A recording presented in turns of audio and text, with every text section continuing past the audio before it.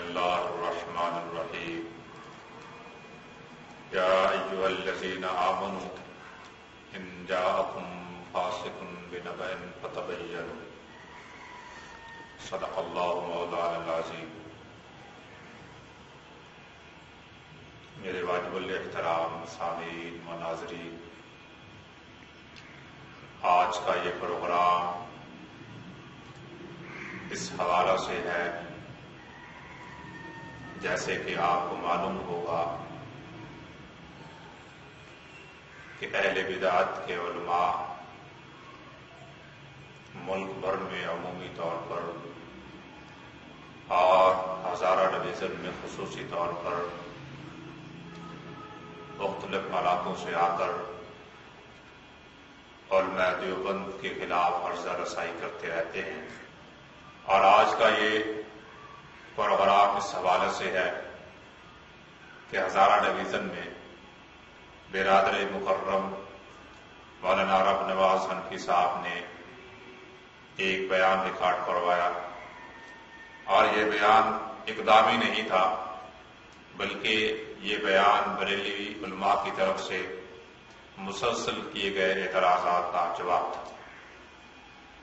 پھر اس کا جواب دینے کے لیے قریب سے ایک آنے والے عالم مناظر اہل بدعت جناب حنیف قریشی صاحب ہزارہ ڈویژن میں آئے، اور انہوں نے آ کر علماء دیوبند پر بے جا اعتراضات اور الزامات لگائے اور علماء دیوبند کو گستاخ ثابت کرنے کی ناکام کوشش کی۔ آج اس پروگرام میں ہم یہ واضح کرنا چاہتے ہیں کہ مناظر اہل بدعت جناب حنیف قریشی صاحب نے علماء دیوبند پر بعض بے جا الزامات لگائے ہیں، اس کا حقیقت کے ساتھ کوئی تعلق نہیں ہے، اور میں حنیف قریشی صاحب کو یہ باور کرانا چاہتا ہوں کہ پہلے آپ اپنے گھر کی خبر لیں، جب آپ کا اپنا گھر صاف ہو جائے تو پھر ہمارے اکابر کے خلاف بکواس کر سکتے ہیں، لیکن پہلے آپ اپنے گھر کی خبر لیں۔ آپ کی کتابوں میں، آپ کے معتبر کتابوں کے اندر، آپ کے معتبر علماء کرام نے اللہ جل شانہ کی شان کے اندر بھی اور رحمت للعالمین حضرت محمد عربی صلی اللہ علیہ وسلم کی شان کے اندر بھی اور صحابہ کرام اور اولیاء کی شان کے اندر سخت گستاخیوں کا ارتکاب کیا ہے۔ یہ حوالے میں اپنے گھر سے نہیں، آج کے اس پروگرام میں سارے حوالے میں آپ کے اپنے گھر سے پیش کروں گا، میں تمہارے گھر سے یہ حوالے پیش کروں گا، کوئی حوالہ میں اپنی طرف سے پیش نہیں کروں گا۔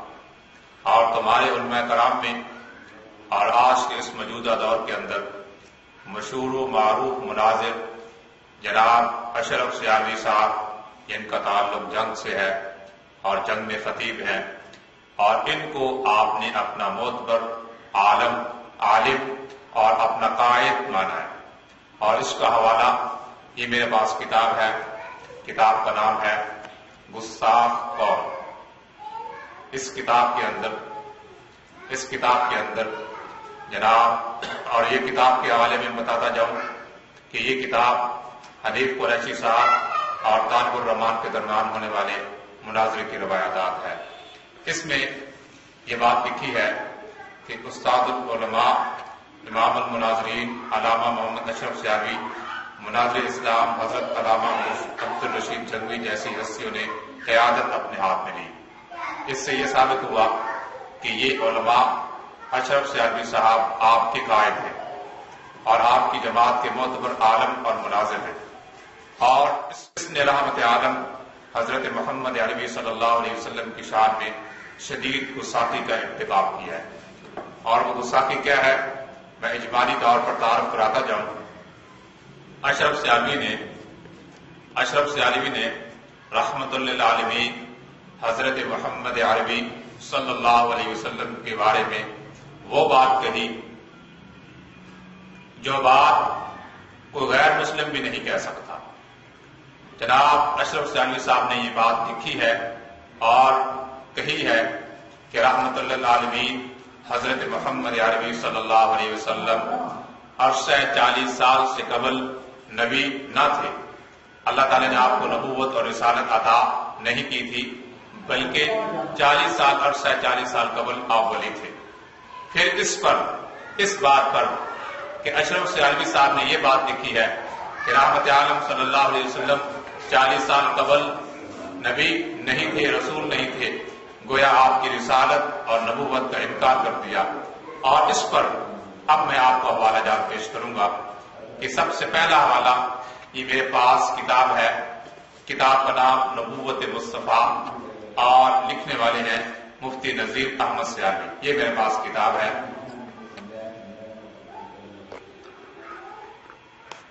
یہ میرے پاس کتاب ہے اور یہ بریلوی علماء کی دائیتی کتاب ہے اور مصنف بھی بریلوی ہیں۔ یہ اور اس طرح ایک اور کتاب یہ میرے پاس تنبیہات و جواب تحقیقات اور لکھنے والے ہیں مفتی محمد عبد المجید خان۔ یہ دیکھیں، یہ میرے پاس کتاب ہے، یہ میرے پاس کتاب ہے۔ اور اس طرح تیسری کتاب نبوت مصطفیٰ ہر آن ہر لحظہ اور لکھنے والے ہیں پروفیسر محمد عرفان قادری۔ یہ دیکھیں، یہ بھی کتاب ہے۔ اور اس طرح چوتھی کتاب، اس کا نام ہے تجلیات علمی فی رد تحقیقات سلوی المعروف بداشی نبی اور لکھنے والے مفتی محمود حسین ہاشمی اور امیر جماعت اہل سنت سراج علم ہیں، اور یہ کتاب آپ ملاحظہ فرما سکتے ہیں۔ اور یہ 4 عدد کتابیں میں نے پیش کی ہیں۔ تقریباً ان 4 عدد کتابوں میں بریلوی علماء 54 کے قریب بریلوی علماء نے اشرف سیالوی کے گستاخ رسول ہونے کا فتویٰ دیا ہے۔ جناب حنیف قریشی صاحب، آپ کے 54 علماء نے اس بات کا فتویٰ دیا ہے کہ اشرف سیالوی جس کو آپ نے اپنا قائد مانا ہے، اشرف سیالوی جس کو آپ نے اپنا مناظر تسلیم کیا ہے، یہ گستاخ رسول ہے۔ اور جناب حنیف قریشی صاحب، آپ اس کے گستاخ رسول ہونے کی وضاحت کریں کہ آپ کے نزدیک بھی گستاخ رسول ہے یا نہیں، یا آپ اس کو مسلمان سمجھتے ہیں۔ حالانکہ اس نے اس بات کی ان کتابوں میں صراحت کی ہے کہ رحمت اللہ العالمین حضرت محمد عربی صلی اللہ علیہ وسلم اس کو 40 سال قبل نبوت نہیں ملی تھی، آپ کی نبوت اور رسالت کا انکار۔ جناب حنیف قریشی صاحب، آپ نے اپنی اس کتاب کو 7 قول کے اندر اشرف سیالوی کو اپنا قائد مانا ہے، اور میں نے 4 کتابیں پیش کی ہیں، اور تقریباً 54 علماء بریلوی نے اس پر گستاخ رسول ہونے کا فتویٰ لگایا ہے۔ اور گستاخ رسول کو قید سمجھنے والا اور گستاخ رسول کو مسلمان سمجھنے والا اور اپنے مسلک کا مناظر کہنے والا، وہ بھی اس حوالے میں اسی کیٹیگری میں آ کر گستاخ رسول ثابت ہو گیا، جیسے اشرف سیالوی گستاخ رسول ہے۔ جناب حنیف قریشی صاحب، آپ بھی گستاخ رسول ہیں، اور جو فتوے اس پر لگتے ہیں اور فتوے آپ اوپر بھی لگتے ہیں، کیونکہ آپ ڈبل قریشی ہیں۔ اس لیے میرا دل چاہتا ہے کہ ایک اور اکابر کا نام بھی آ جائے تاکہ ڈبل فتویٰ آپ کو اوپر لگ جائے۔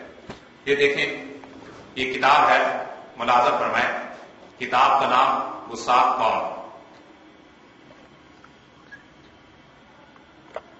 کتاب کا نام گستاخ قوم، اور اس میں آپ نے پیر نصیر الدین نصیر کو اپنا قائد تسلیم کیا ہے۔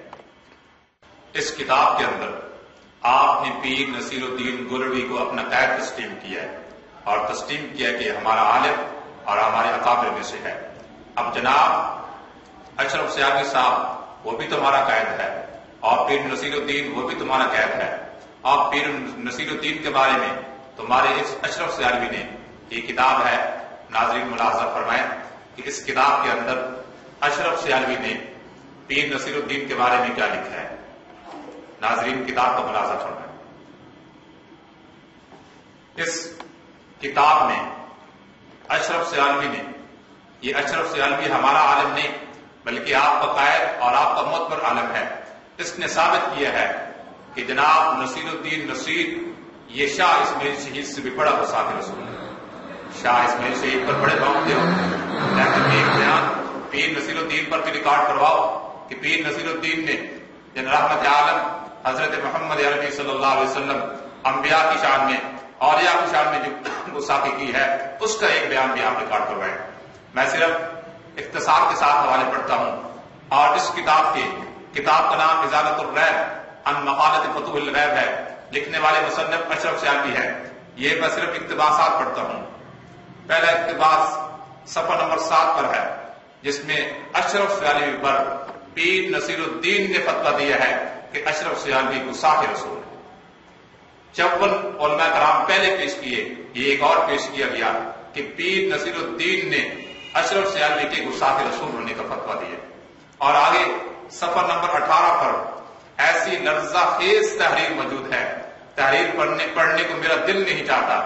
اس میں اشرف سیالوی صاحب لکھتے ہیں کہ پیر نصیر الدین نے ایسی عبارت اور ایسی توہین کی ہے کہ جس سے الیاس باللہ ثم الیاس باللہ نقل کفر نباشد، جس سے یہ لازم آتا ہے کہ تمام انبیاء کو، تمام رسولوں کو قتل کر دیا جائے. استغفر اللہ، انا للہ و انا الیہ راجعون. کہ تم انبیاء کے قتل کے فتوے تم دیتے ہو، رسولوں کے قتل کے فتوے تم دیتے ہو، اور گستاخ ہمیں کہتے ہو، تو گستاخ آپ اس کو بھی کہو جس نے انبیاء اور رسولوں کے قتل کا فتویٰ دیا ہے.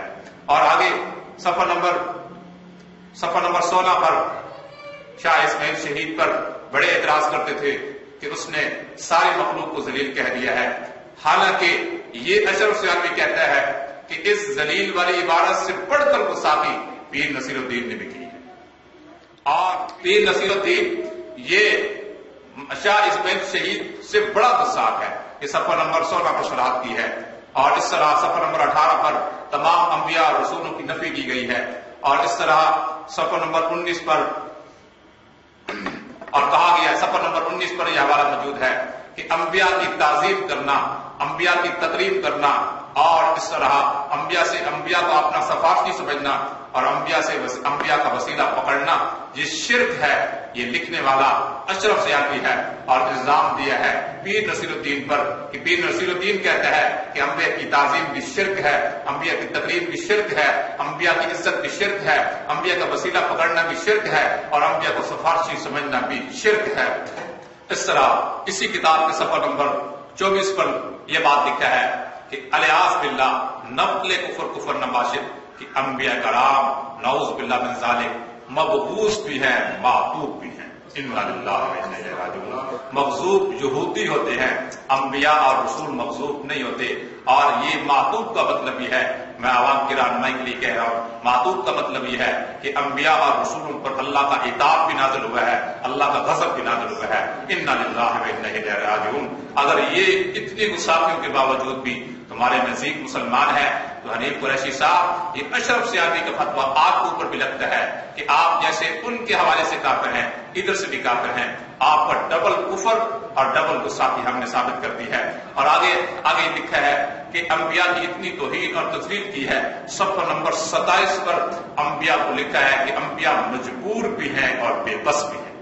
یہ لکھنے والے تمہارے پیر بریلویوں، تمہارے پیر نصیر الدین گولوی، پیر میر علی شاہ صاحب کے پوتے ہیں. لکھنے والے وہ ہیں، کہتے ہیں انبیاء کرام مجبور بھی ہیں، بے بس بھی ہیں. اور آگے جو ہے، اور شاہ اسماعیل شہید سے بھی بڑا کافر اور بڑا گستاخ اس اشرف سیالوی تمہارے عالم نے کہا ہے کہ یہ بڑا گستاخ ہے. جناب حنیف قریشی صاحب، شاہ اسماعیل شہید سے بڑا گستاخ تمہارے عالم نے کہا ہے کہ پیر نصیر الدین گولوی ہے.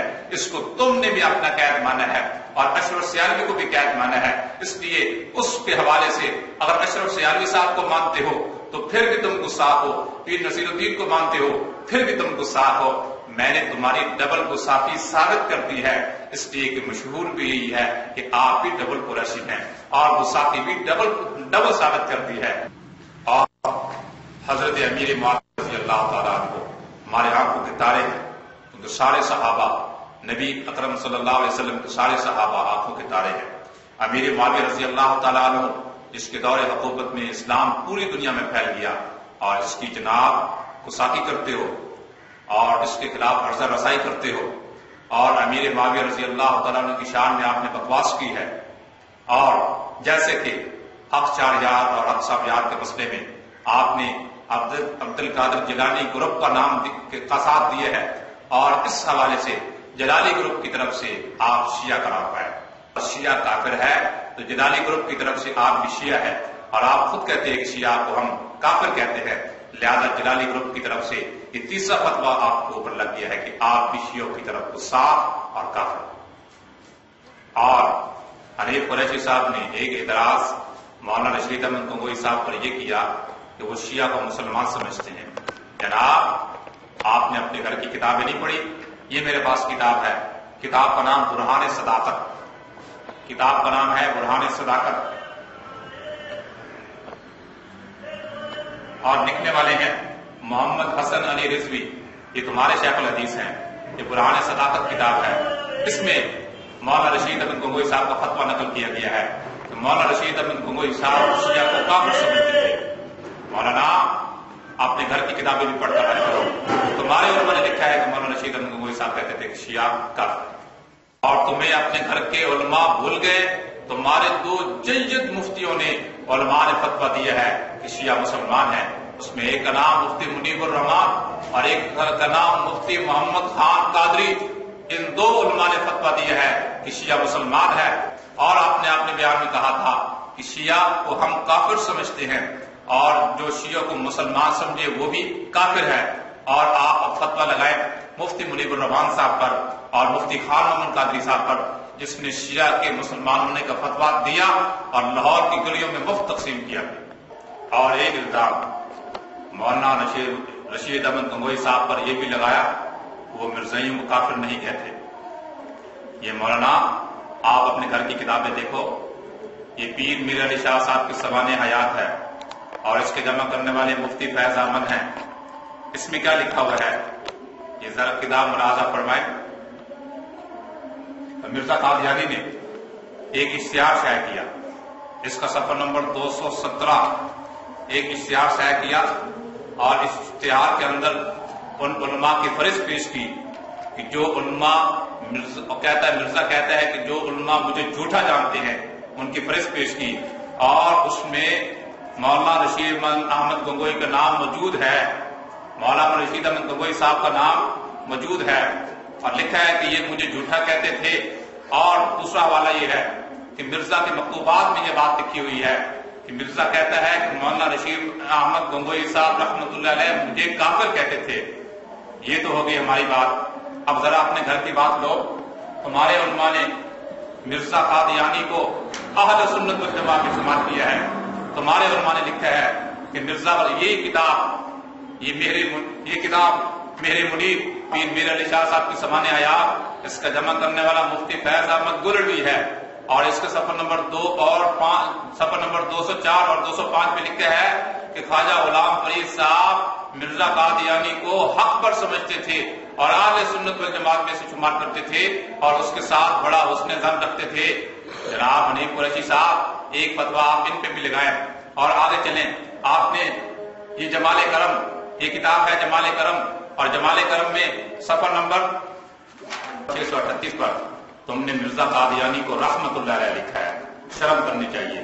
مرزا قادیانی اور رحمت اللہ علیہ، اس طرح اللہ والا تحقیق الاکابر، اس کے صفحہ نمبر 98 پر، اور اس کا مصنف ہے فیض احمد اویسی، اس کا صفحہ نمبر 98 پر آپ نے بات لکھی ہے کہ جو دروازہ تشریح عوام کے لیے بند تھا وہ اولیاء کے لیے کھلا ہے۔ نبوت کا دروازہ تم نے کھولے، ہم نے نہیں کھولے۔ اور اس طرح اللہ والا اسی کتاب کا، اور آپ نے لکھا ہے کہ شیخ عبد القادر جیلانی کا منصب ایسا تھا کہ اس نبی ہو کر کوئی اس منصب پر قائم ہو سکتا ہے، اور شیخ عبد القادر جیلانی اس منصب پر فائز تھے، گویا تم نے شیخ عبد القادر جیلانی کو نبوت کے مقام پر لا کھڑا کیا ہے۔ اسی کتاب کا حوالہ ہے، اور اس طرح اگلی کتاب کا حوالہ نور چہرے، اس کے اندر عطا محمد چشتی گولڑوی کے بارے میں لکھا ہے کہ اس نے مرزائیوں کی ٹیوشنیں پڑھانا منظور کر لی، مرزائیوں کو ٹیوشنیں پڑھانا تمہیں منظور، اور ٹیوشنیں پڑھی بھی تھی اور مرزائیوں کو ٹیوشنیں پڑھائی بھی۔ اس طرح تم نے اور لکھا ہے شیخ عبد القادر جیلانی کے بارے میں، حالانکہ یہ رحمت عالم حضرت محمد عربی صلی اللہ علیہ وسلم کی صفت تھی کہ آپ جب سوئے تو آپ کا وضو نہیں ٹوٹتا تھا۔ آپ نے شیخ عبد القادر جیلانی کے بارے میں لکھا ہے کہ وہ سوتے تھے تو ان کا وضو بھی نہیں ٹوٹتا تھا۔ اس طرح رحمت عالم حضرت محمد عربی صلی اللہ علیہ وسلم کے بارے میں یہ ہے کہ آپ کے جسم میں مبارک پر ناپاک مکھی نہیں بیٹھتی تھی، اور یہ بات آپ نے شیخ عبد القادر جیلانی کے بارے میں لکھی ہے کہ ان کے جسم پر بھی ناپاک مکھی نہیں بیٹھتی تھی۔ جناب حنیف قریشی صاحب نبوت کے دروازے آپ نے کھولے، مرزائیوں کو اہل سنت تم نے کہا، مرزائیوں کے ساتھ مسلم ظلم تیرے اکابر رکھتے تھے، مرزائیوں کو ٹیوشنیں تیرے اکابر پڑھانا منظور کرتے تھے، مرزائیوں سے ٹیوشن تیرے اکابر نے پڑھی، ٹیوشنیں پڑھانا منظور کی اور رحمت اللہ علیہ لکھا۔ اور اس کے ساتھ یہ کتاب انوار رضا، یہ کتاب انوار رضا، اور اس کتاب کے انوار رضا کے صفحہ نمبر 50 پر یہ بات لکھی ہوئی ہے، صفحہ نمبر 50 پر یہ بات لکھی ہے، چنانچہ 1934 میں بر صغیر میں پہلی بار مجلس احرار اسلام نے اس فتنہ کے خلاف آواز اٹھائی، جس کی پداش میں سید عطاءاللہ شاہ بخاری کو رہنما مرزا بشیر الدین محمود اور سر ظفر اللہ خان کے ایما پر حکومت برطانیہ نے گرفتار کر لیا اور ان پر مقدمہ چلایا گیا۔ جناب حنیف قریشی صاحب، ہمارے اکابر نے خط نبوت کے عنوان سے جیل کر دی ہے۔ میں آپ کو چیلنج کرتا ہوں کہ آپ یہ ثابت کرو کہ مرزا غلام احمد قادیانی نے نبوت کا دعویٰ کیا اور تمہارے امام احمد رضا نے اس کے خلاف آواز اٹھائی اور اس وجہ سے اس کو جیل میں جانا پڑا۔ آپ احمد رضا کا ایک دن خط نبوت کے عنوان سے جیل میں جانا ثابت کر دو، میں آپ کا بریلوی مسلک قبول کر لوں۔ حنیف قریشی صاحب نے ایک اعتراض یہ بھی کیا، اعتراض نہیں بلکہ جھوٹ بولا کہ دیوبندیوں کے ہاں شیطان اور نبی پاک کا مقام برابر ہے۔ یہ بالکل جھوٹ ہے، ہماری کسی کتاب میں نہیں۔ جناب حنیف قریشی صاحب، آپ کی شیطان کے ساتھ ہمدردیاں بہت زیادہ ہیں، ہمارے پاس 20 حوالے ہیں، ذرا ملاحظہ فرمائیں کہ آپ نے شیطان کے ساتھ کتنی ہمدردیاں قائم کر رکھی ہیں۔ حوالہ نمبر 1، شیطان نماز پڑھتا ہے، یہ آپ کے ملفوظات میں لکھا ہے، اور آگے ابلیس اپنے لیے جھوٹ کو ناپسند کرتا ہے، اور آگے شیطان کا علم حضور سے وسیع ہے۔ آپ نے مانا ہے کہ شیطان حضور سے بھی بڑا عالم ہے، اور آپ نے شیطان کو بڑا عالم مانا کہ آپ کے نزدیک یہ گستاخی نہیں، اور آپ نے لکھا ہے کہ شیطان نہ ہوتا تو دین و دنیا میں کچھ نہ ہوتا۔ یہ آپ کی کتاب تفسیر نعیمی میں لکھا ہوا ہے، شیطان نہ ہوتا تو دین و دنیا میں کچھ بھی نہ ہوتا۔ ہم یہ کہتے ہیں کہ وجہ کائنات رحمت عالم صلی اللہ علیہ وسلم کی ذات ہے، آپ وجہ کائنات شیطان کو کہتے ہیں۔ میں آپ سے پوچھتا ہوں کہ کیا یہ گستاخی نہیں؟ آپ نے کہا شیطان بڑا علم شیطان کو بھی تھا، میں آپ کو کہتا ہوں حالانکہ سب سے بڑے عالم تو رحمت عالم صلی اللہ علیہ وسلم کی ذات ہے، اور آپ نے شیطان کو اس سے بڑا عالم کہا، اور یہ آپ کی تفسیر نعیمی میں لکھا ہوا ہے۔ کیا یہ گستاخی نہیں؟ اور آپ نے لکھا ہے کہ شیطان پکا مواحد تھا، میں آپ کو کہتا ہوں کیا یہ گستاخی نہیں؟ آپ نے لکھا ہے کہ شیطان کو علم غیب دیا گیا، اور حضور صلی اللہ علیہ وسلم کے بارے میں بھی کہتے ہو کہ اس کو بھی علم غیب دیا گیا، اور شیطان کو بھی علم غیب دیا گیا۔ کیا اس میں حضور صلی اللہ علیہ وسلم کی صفت کا انکار نہیں؟ کیا یہ گستاخی نہیں؟ اور یہ حوالہ آپ کے نور العرفان میں لکھا ہے، اور آگے نور العرفان میں لکھا ہے کہ شیطان ہر جگہ حاضر ناظر ہے۔ تم حضور صلی اللہ علیہ وسلم کو بھی ہر جگہ حاضر ناظر، شیطان کو بھی ہر جگہ حاضر ناظر کہتے ہو، کیا یہ گستاخی نہیں ہے؟ اور آپ نے کہا، آپ نے لکھا تفسیر نعیمی میں لکھا ہوا ہے کہ ابلیس کو زمین اور پہلے آسمان کی بادشاہیت اور جنت کے خزانے عطا فرمائے گئے، کیا یہ گستاخی نہیں ہے؟ ہم تو یہ کہتے ہیں کہ زمین کے خزانے رحمت عالم حضرت محمد عربی صلی اللہ علیہ وسلم کو عطا کیے گئے، اور تم نے لکھا ہے کہ شیطان کو عطا کیے گئے، کیا یہ گستاخی نہیں ہے؟ اور تم نے نور العرفان میں لکھا شیطان گناہوں کو اچھا نہیں سمجھتا، کیا شیطان گناہ گار نہیں ہے، اچھا انسان نیک ہے؟ اور اس طرح آپ نے لکھا نور العرفان کے اندر لکھا کہ شیطان مشرک نہیں، شیطان تو سب سے بڑا مشرک ہے، شیطان تو اللہ کا بہت بڑا نافرمان ہے، کیا یہ گستاخی نہیں؟ آپ نے شیطان کے بارے میں لکھا نور العرفان کے اندر کہ شیطان کی دعا سے تقدیر بدل جاتی ہے، کیا پھر شیطان سے دعا کرے تاکہ آپ کی تقدیر بھی بدل جائے اور آپ کو کچھ غیرت آ جائے؟ اور آپ نے پھر یہ رحمت عالم صلی اللہ علیہ وسلم پر بہت بڑا الزام لگایا ہے کہ حضور نے شیطان سے پناہ مانگی ہے۔ نور العرفان آپ کی بزرگ کتاب ہے، اس میں لکھا ہے کہ شیطان کی دعا سے تقدیر بدل جاتی ہے، استغفر اللہ۔ اور نور العرفان آپ کی بزرگوں کی کتاب ہے، اس میں لکھا ہے کہ شیطان رب کا مطیع بندہ تھا، اور اس طرح اگلا حوالہ محفوظات کا ہے، اس میں لکھا ہے شیطان رب سے اپنی بخشش کا طالب ہے، اور پھر اگلا حوالہ نور العرفان کا ہے کہ رب کے سامنے شیطان نے بھی جھوٹ نہ بولا۔ یہ دیکھیں شیطان کے ساتھ آپ کی ہمدردیاں۔ اور پھر اگلا حوالہ نور العرفان کا ہے، شیطان خود بھی بت پرستی یا شرک نہیں کرتا، وہ بڑا مواحد ہے، شیطان کو آپ نے مواحد کہا، یہ بھی گستاخی ہے۔ پھر آپ نے نور العرفان میں لکھا موت کا دن بزرگوں کی دعا سے ٹل جاتا ہے، بلکہ شیطان کی دعا سے بھی اس کی عمر لمبی بخشی گئی، یعنی شیطان نے دعا کی، اس کی دعا قبول ہو گئی۔ اور آپ نے لکھا ہے نور العرفان کے اندر تقیہ کرنا، جھوٹ بولنا تو اتنا بڑا گناہ ہے کہ ابلیس نے بھی نہ کیا، یعنی ابلیس نے نہ جھوٹ بولا اور نہ تقیہ کیا۔ آپ کے بزرگوں کی کتاب نور العرفان میں لکھا ہے شیطان نے کہا کہ میں پرانا صوفی عابد عالم فاضل دیوبند ہوں، یہ جھوٹ بولا ہے۔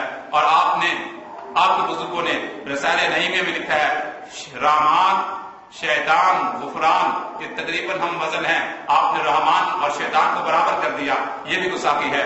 اور آپ نے رسالہ نعیمیہ میں لکھا کہ انبیاء اولیاء کی قوت اور عصمت کو وہ شیطان بھی قید ہے، استغفر اللہ، حالانکہ شیطان انبیاء کی رسالت اور عصمت کو نہیں مانتا۔ اور آپ نے لکھا کہ شیطان سیدنا آدم علیہ السلام کا استاد ہے، استغفر اللہ، آدم علیہ السلام کا معلم اللہ ہے۔ اور آپ نے شیطان کو کہا یہ ساری ہمدردیاں آپ کی شیطان کے ساتھ ہیں، جھوٹے حوالے پیش کرتے ہو اکابر کے خلاف، اور میں نے اتنے حوالے پیش کیے، آپ اس کے جواب دو کہ شیطان کے ساتھ تمہاری ہمدردیاں کیا ہیں۔ اس میں سب سے سخت ترین حوالہ یہ ہے کہ آپ نے شیطان کو وجہ کائنات مانا ہے، حالانکہ وجہ کائنات رحمت للعالمین حضرت محمد عربی صلی اللہ علیہ وسلم کی ذات۔ اور جناب علی قریشی صاحب، آپ نے ایک اعتراض مٹی والا بھی کیا تھا، جناب آپ کو اپنے اکابر بھول گئے، یا آپ اپنی کتاب دیکھیں مرآت العرفان، پیر میر علی شاہ صاحب پلٹ بھی کی ہے، اور پیر میر علی شاہ صاحب کے بارے میں ہے، آپ نے کہا ہے اپنی تقریر میں ہم اس کے دیوانے ہیں، ہم اس کے مستانے ہیں۔ اس کی کتاب آپ نہیں پڑھتے، اس کی کتاب صفحہ نمبر 28 کے بارے میں لکھا ہے تو او سونی صورت فاطمہ جائی اج خاک وچ پئی رلدی ہے، استغفر اللہ۔ حضرت حسین رضی اللہ تعالیٰ عنہ کے بارے میں یہ گستاخی کی ہے کہ اس کی صورت اور اس کا جسم آج خاک کے اندر ملا ہوا ہے۔ اگر اس کا یہی معنی ہے، وہاں جو تقویت الایمان میں آپ نے سمجھا ہے تو یہاں بھی یہی معنی کریں، جیسے شاہ اسماعیل شہید کو کافر کہتے ہیں، آپ پیر میر علی شاہ صاحب کو بھی کافر کہیں۔ اور اس طرح آپ نے ایک بات اور بھی کی کہ مولانا ہمارے برادر مکرم مولانا رب نواز مفتی صاحب نے کہا تھا کہ آپ کی تصویریں ایئرپورٹ پہ لگی ہوئی ہیں، اس کا آپ نے کوئی جواب نہیں دیا، اور صرف یہ جواب دیا کہ آپ کی تصویریں تھانوں میں لگی ہوئی ہیں۔ جناب میں آپ سے پوچھتا ہوں کہ ہمارے وہ کون سے اکابر علماء دیوبند ہیں جن کی تصویریں تھانے میں لگی ہوئی ہیں؟ بلکہ ہمارے اکابر نے جیلوں کو سجایا ہے ختم نبوت کے عنوان سے، ہمارے اکابر نے جیلوں کو سجایا ہے صحابہ کے تقدس کے عنوان سے، ہمارے صحابہ نے شہادت دی ہے صحابہ کے تقدس کے عنوان سے، ہمارے صحابہ ہمارے اکابر جیلوں میں رہے ہیں اور ختم نبوت کے عنوان سے رہے ہیں، لیکن تمہارا ایک بھی اکابر آپ نہ پیش کرو جس نے ختم نبوت کے عنوان سے جیل کاٹی ہو۔ آپ صرف احمد رضا کے بارے میں یہ ثابت کر دیں اس نے ختم نبوت کے عنوان سے جیل کاٹی ہے، میں آپ کا مسلک بریلوی قبول کر دوں۔ اور اس طرح یہ بات تو بڑی دلچسپ ہے کہ مدینہ میں جانے کی پابندی آپ پر لگی ہے، اور ہم نے تو یہ سنا تھا رحمت عالم صلی اللہ علیہ وسلم نے ارشاد فرمایا ہے کہ مدینہ میں دجال نہیں آ سکتا، اور آج ہم نے نئی بات سنی کہ مدینہ میں بریلویوں کے اکابر بھی نہیں جا سکتے، ان پر بھی پابندی ہے، جیسے دجال پہ پابندی ہے اور ان پر بھی پابندی ہے۔ اور جناب حنیف قریشی صاحب، آپ کو پتہ نہیں یہ آپ کی کتاب تذکرہ غوثیہ میں یہ بات استنباطاً میں کہہ رہا ہوں، تذکرہ غوثیہ کے حوالے سے آپ کے اعلیٰ حضرت کی تصویریں رنڈیوں کے چکلے خانے میں لگی ہوئی تھی، رنڈیوں کے چکلوں کے اندر جو ہے آپ کے اعلیٰ حضرت کی تصویریں لگی ہوئی تھی، پہلے اس کا جواب دیں۔ اور پھر آگے آپ نے تبلیغی جماعت پر اعتراض کیا، آپ تبلیغی جماعت کے حوالے سے ایک غیر معتبر عالم کا کتاب پڑھ کر آپ نے سنائی، اور ہمارا کوئی مسلط عالم نہیں ہے، غیر معتبر اور مماتی ہے، اور مماتیوں کے بارے میں آپ کو پتہ ہے کہ ہمارے جمہور اکابر کا یہ عقیدہ ہے کہ مماتی اہل سنت سے خارج ہیں، ان کے آپ حوالے پڑھتے ہیں، پھر ہم بھی آپ کے حوالے، وہ حوالے جن کو آپ معتبر نہیں مانتے ہو وہ پڑھیں گے تو پھر آپ کو تکلیف ہوگی۔ ہم نے مفتی اقتدار اور نعیمی کے حوالے پڑھے اور آپ ان کو غیر معتبر کہتے ہیں، تو اس طرح آپ غیر معتبر آدمی کے حوالے پیش نہ کریں۔ تو آپ کو تبلیغی جماعت کو تو بڑا غصہ ہے، آپ کو اپنے اعلیٰ حضرت یاد نہیں ہے؟ ایک اعتراض تبلیغی جماعت پر حضرت نے یہ کیا کہ ایک لطیفہ سنایا اور عوام کو قہقہ لگایا کہ ایک تبلیغی ساتھی نے نماز پڑھائی اور نماز پڑھانے کے بعد کہا کہ اپنی نماز دہرا لو۔ ساتھی نے پوچھا کہ کیوں دہرا لیں؟ تو اس نے کہا کہ میری تھوڑی سی ہوا خارج ہو گئی تھی۔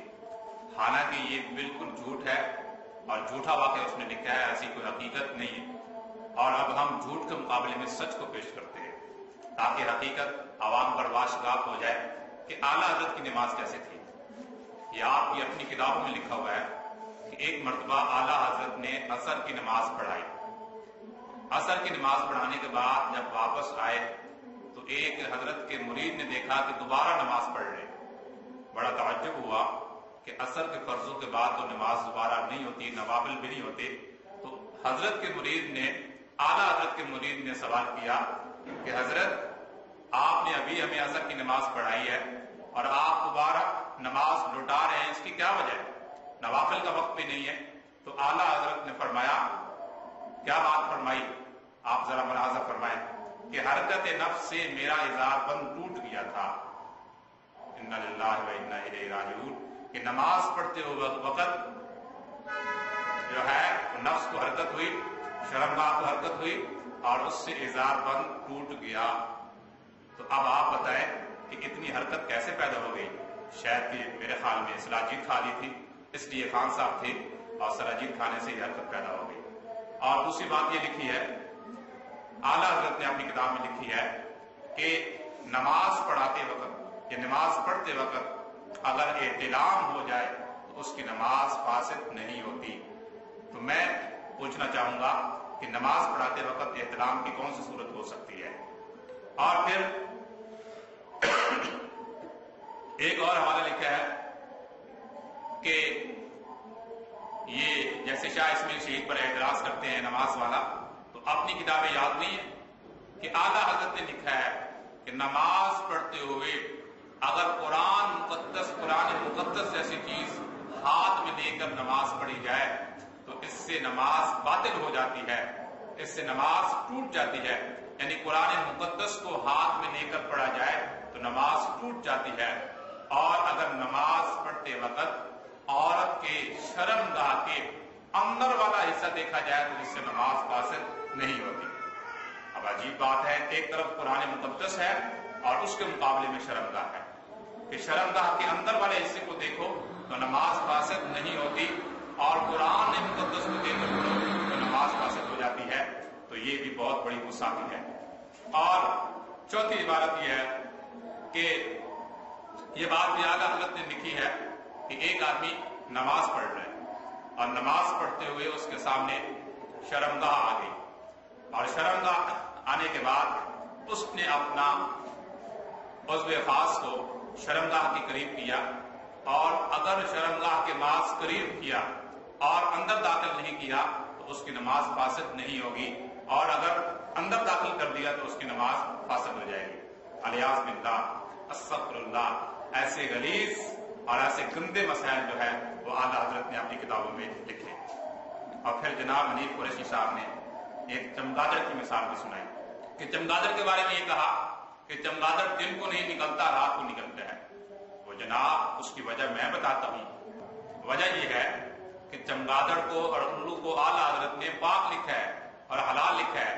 وہ اس لیے رات کو باہر نکلتے ہیں اور دن کو باہر نہیں نکلتے کہ کہیں بریلوی پکڑ کر مجھے کھا نہ جائے، اس لیے نہیں نکلتے۔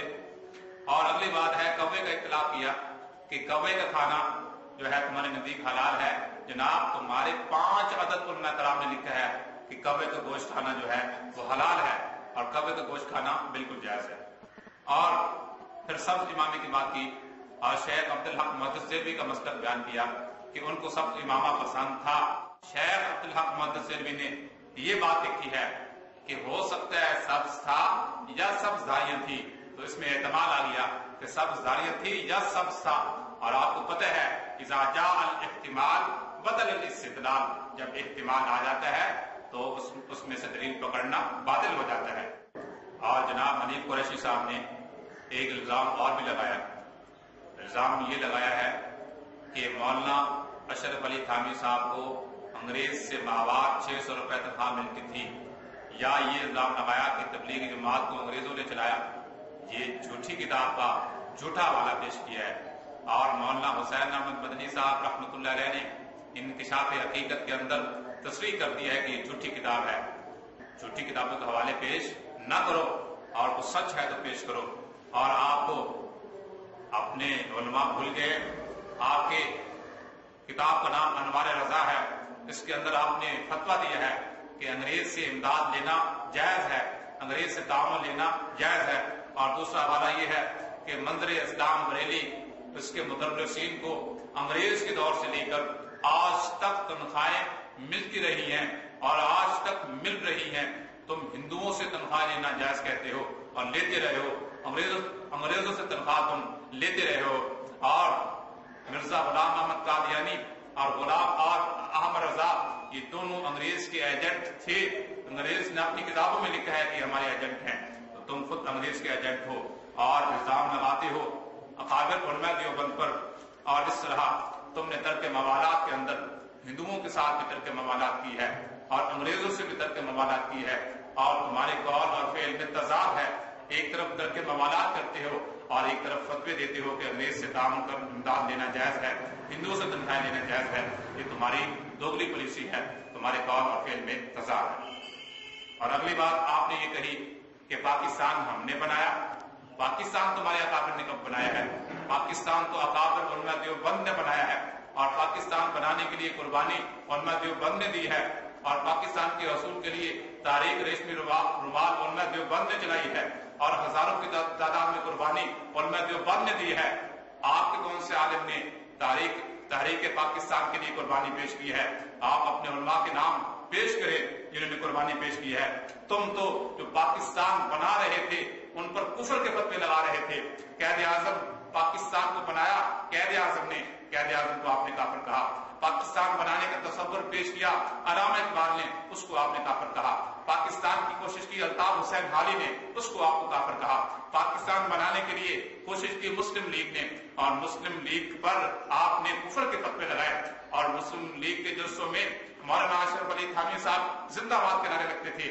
آپ مسلم لیگ کا ایک جلسہ پیش کریں جس نے پاکستان بنانے کی کوشش کی ہے کہ احمد رضا زندہ باد کا نعرہ لگا ہو. ہاں، پاکستان بنایا ہے اکابر علماء دیوبند نے اور پاکستان بنانے کی قربانی پیش کی ہے اکابر علماء دیوبند نے اور پاکستان تحفظ پاکستان کی خاطر جیلیں کاٹی ہیں اکابر علماء دیوبند نے.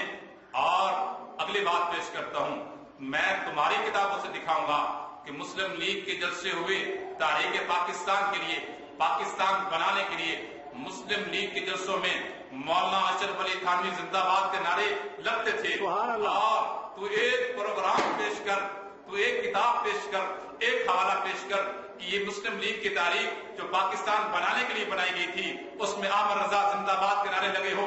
میں چیلنج کرتا ہوں کہ ایک حوالہ پیش کر. سبحان اللہ، ایک حوالہ پیش کر. سبحان اللہ. حوالہ بھی معتبر ہو، حوالہ بھی ہمارے لیے حجت ہو. ایک حوالہ پیش کر کہ جس میں احمد رضا زندہ باد کے نعرے لگے ہوں. تم نے پاکستان بنانے والوں کو کافر کہا، تم نے قائد اعظم کو کافر کہا، تم نے علامہ اقبال کو کافر کہا اور تم نے الطاف حسین حالی کو کافر کہا. اور مشرقی پاکستان میں جھنڈا دیوبندی نے لہرایا تھا، مغربی پاکستان میں جھنڈا دیوبندی نے لہرایا تھا. تمہارا بریلوی وہاں بھی نہیں تھا، تاریخ پاکستان میں بھی نہیں تھا، زندہ باد میں بھی نہیں تھا. اور اگلی بات، قائد اعظم کا جنازہ پڑھایا مولانا شبیر احمد عثمانی نے.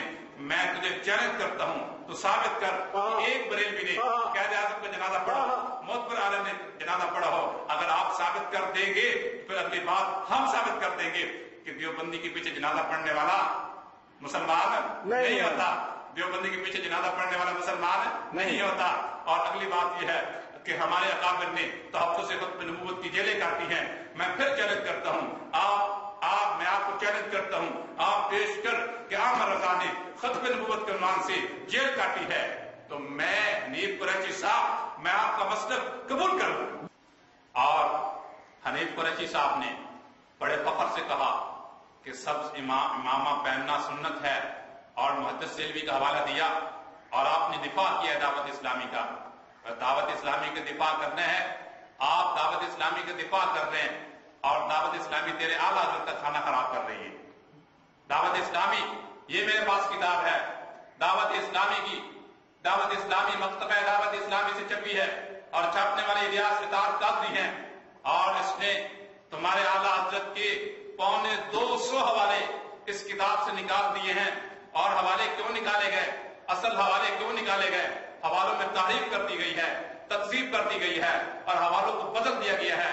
یہ حوالے سرے سے نکال دیے گئے ہیں، یہ کتاب ہے، اور 250 حوالے نکال دیے۔ ہم کہتے تھے یہ گستاخی ہے اور تم کہتے تھے یہ گستاخیاں نہیں ہیں۔ ان حوالوں کو نکالنا اس بات کی دلیل ہے کہ واقعتاً یہ گستاخیاں تھی۔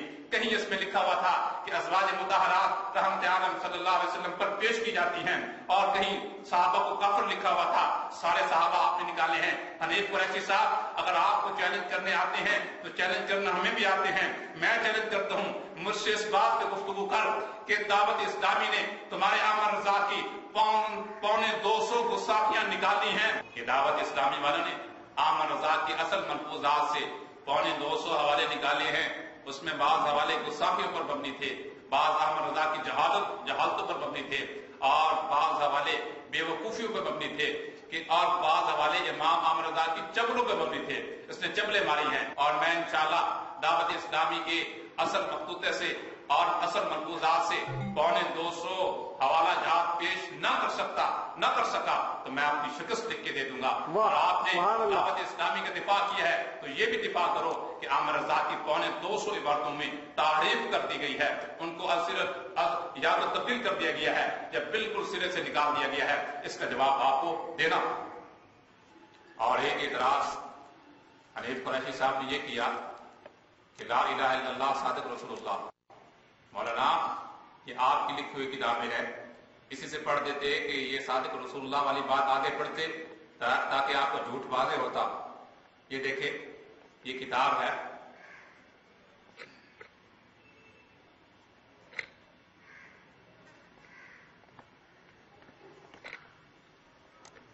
مولانا اس کتاب سے اگر آپ پڑھ دیتے تو اعتراض نہ ہوتا۔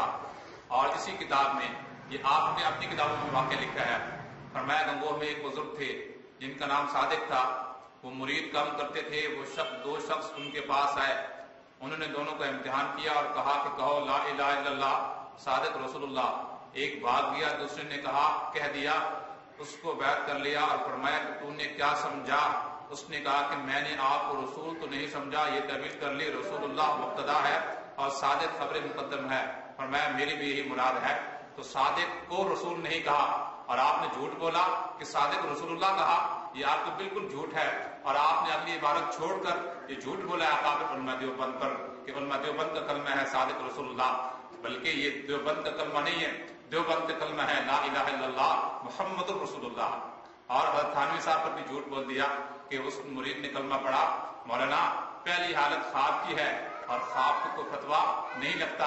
میں آپ سے پوچھتا ہوں کہ اگر کوئی آدمی خواب کے اندر بدفعلی کا ارتکاب کرے یا زنا کا ارتکاب کرے اس پہ فتویٰ لگایا جائے گا؟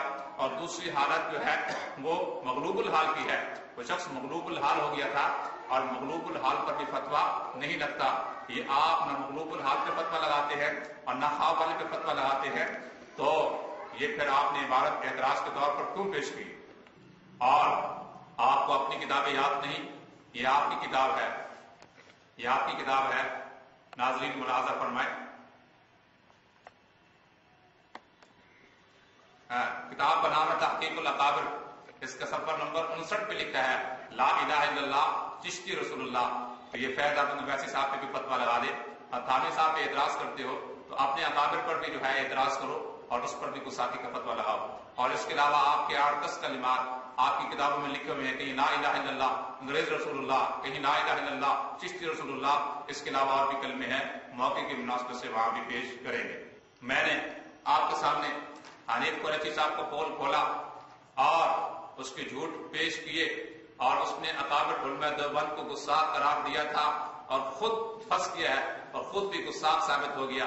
اور اکابر علماء دیوبند عاشق رسول تھے۔ اکابر علماء دیوبند کا یہ عقیدہ ہے، یہ نظریہ ہے کہ رحمت عالم صلی اللہ علیہ وسلم کی عزت کرنا، آپ کی عظمت کو بیان کرنا، آپ کی عزت کرنا ہمارے ایمان کا حصہ ہے۔ اور ہمارے اکابر نے صراحت کی ہے کہ رحمت للعالمین حضرت محمد عربی صلی اللہ علیہ وسلم کے جسم مبارک کے ساتھ لگنے والی مٹی اللہ کے عرش سے بھی زیادہ قیمتی ہے۔ اور ہمارے اکابر نے صراحت کی ہے کہ جو رحمت للعالمین حضرت محمد عربی صلی اللہ علیہ وسلم کے ایک بال مبارک کی بھی توہین کرتا ہے، اس کا وہ دائرہ اسلام سے خارج ہے، اس کے اسلام کے ساتھ کوئی تعلق نہیں ہے۔ تو ہمارے اکابر عاشق رسول تھے، گستاخ تم ہو۔ اور اس بات پر اگر آپ گفتگو کرنا چاہیں کہ گستاخ کون ہے، گستاخ آپ ہو یا گستاخ دیوبندی ہے، میں ہر میدان میں آپ کا چیلنج قبول کرنے کے لیے تیار ہوں۔